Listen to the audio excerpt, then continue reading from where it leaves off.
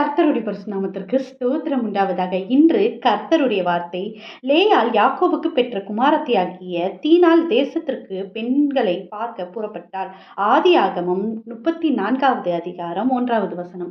ஆமீன். கர்த்தர் இந்த நாளையில சொல்லுகிற வார்த்தை என்னன்னா, நமக்கு லேயாளுக்கும் யாக்கோபுக்கும் பிறந்த தீனாள் என்ற பெண் பிள்ளை இருந்தாங்க.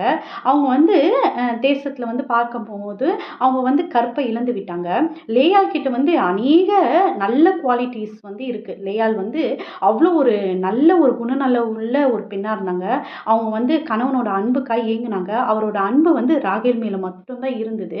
அவர் 14 வருஷம் ராகேலுக்காகவே அவர் வேலை செஞ்சாரு. லேயாள் அவங்கள அவர் ஒரு அன்பை அவர் காட்டாமையே இருந்தாரு. தீனாள் பிறக்கிறதுக்கு முன்னாடி கூட அவங்க அன்புக்காய் ஏங்கிக்கிட்டே தான் இருந்தாங்க.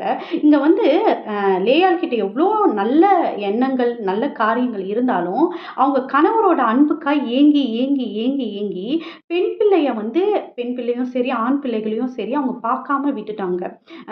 ரூபன் தவறு செய்கிறாரு. சிமியோனும் லேவியும் சகோதரியை தீட்டுப்படுத்தினால போய் அவங்க கொலை பண்ணிட்டு வந்துடுவாங்க.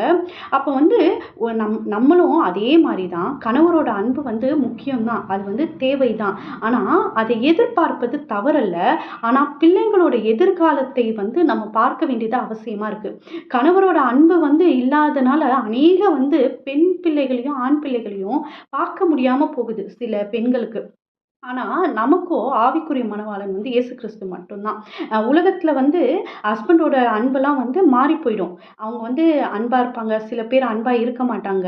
ஆனால் அவரோட அன்பை நம்ம அவரோட அன்புக்குள்ளே நம்ம நிலைச்சிருந்தோம்னா குடும்பத்தையும் கட்ட முடியும், பிள்ளைங்களையும் கட்ட முடியும். இங்கே லேயாள் கிட்ட எவ்வளோ நல்ல எண்ணங்கள் இருந்தாலும் அவங்களால பிள்ளைகளை பார்க்க முடியாமல் போனதுக்கு மெயின் காரணம் கணவனோட அன்புக்காய் ஏங்கினது கடைசி வரைக்கும். அப்படி நம்ம இல்லாமல் பிள்ளைகளை பார்க்கிறவரா இயேசுவோட முகத்தை மட்டும் பார்த்து ஆவிக்குரிய மணவாளர் அவர் தான் நம்மளை எப்பயுமே துக்கப்படுத்த மாட்டார். அவர்கிட்ட எப்பயும் நம்ம அன்பை மட்டும்தான் எதிர்பார்க்க முடியும். நம்ம எப்போ பேசினாலும் அவர் பேசுவார். அவர் எப்போ நம்ம சோகமாக இருந்தாலும் நம்ம கண்ணீரை துடைக்கிறவராக இருக்கிறார். அதனால லேயாளை போல இந்த தவறை நம்ம செய்யாத வரைக்கும் புத்தி உள்ளவர்களாய் நம்ம பிள்ளைகளோட எதிர்காலத்தை நோக்கி போகிறவர்களாய் மாறுவோம் என்று நான் நம்புகிறேன். கர்த்தர் இந்த வார்த்தைகளை ஆசீர்வதிப்பாராக. கேட்டே அவரும் ஆசீர்வதிக்கப்பட்டவர்கள். ஆமீன் ஆமீன். ஹல்லேலூயா.